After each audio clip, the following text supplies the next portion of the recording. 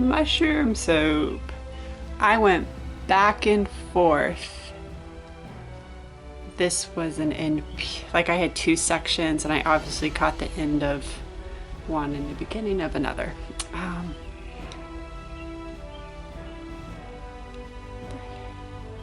Oh my gosh, you know what it is? They're these. I had cut 32 for my batch, and when I put them all on, I was too short, and I was like, what the heck? These two must have got stuck to the underside. I never realized it, and yeah.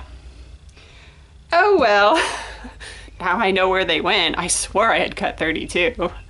Glad to know I wasn't losing it. So I did a light brown and then drop swirled white and brown. I'm gonna paint white spots on these as well.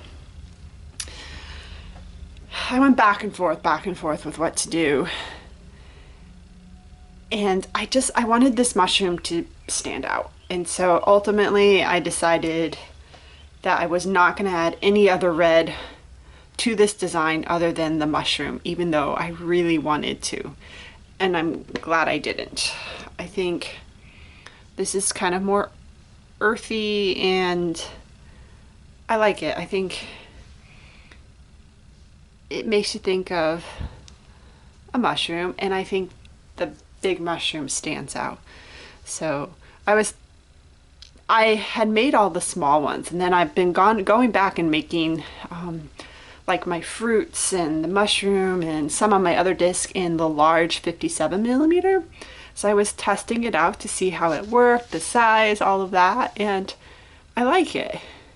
I could probably make it even a little smaller or maybe have two sizes, but I kind of like the big one. I think it just stands out. Got a little bit more swirl down at this end.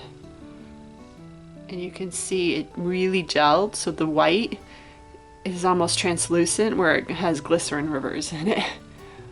I just think it adds to the effect. I'm not upset over it. It's just cool. But yeah, there is a mushroom soap scented in Satsuma from Be Scented, which, oh, I really love this scent. It's just really nice, citrusy, fresh scent.